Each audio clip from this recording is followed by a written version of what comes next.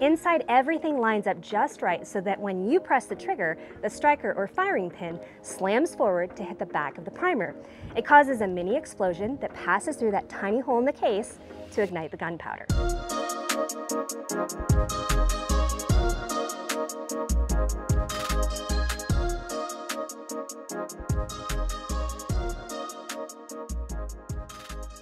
Do you know what this is?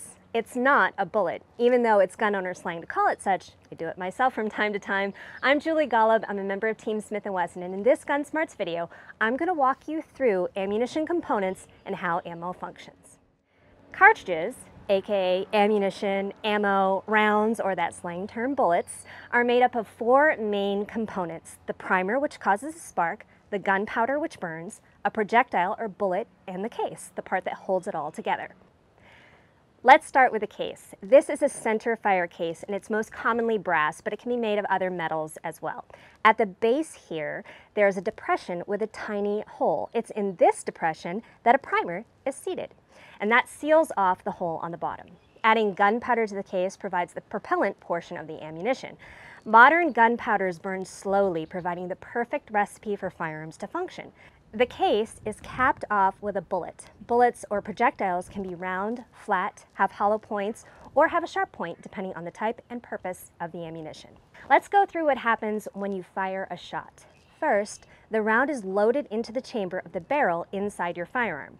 The bullet or projectile faces forward toward the target. The back end, with the primer, is situated at the back of the gun. Inside, everything lines up just right so that when you press the trigger, the striker or firing pin slams forward to hit the back of the primer. It causes a mini explosion that passes through that tiny hole in the case to ignite the gunpowder. The powder starts to burn, constantly building pressure. Because the case is surrounded by the inside of the chamber of your barrel, it's supported on all sides. Instead of exploding outward, the only place for all that energy to go is forward. That pressure builds and builds until the bullet flies out of the end of the barrel. The result? The bang you hear. It also results in a pulse of energy in your hands or in your shoulder, the thing we call recoil. In semi-automatic firearms, that felt kickback, as many like to call it, causes a mechanical movement as well. The bolt, slide, or cylinder are forced into action and ultimately feed the next round into position, making the firearm ready to shoot when you're ready to press the trigger. Pretty amazing, isn't it? When it comes to ammo, there are so many different varieties. Cartridges come in many different weights, shapes, and materials. There's even variety in cases from the materials that are used. There's some that have a taper at the top, some that have necks or rims, or even rimless. In this video, I gave you an example of a center fire cartridge. This is .308, where the primer sits in the center of the case, but there's also rimfire ammunition as well. All are designed for specific calibers, types of firearms, and purposes.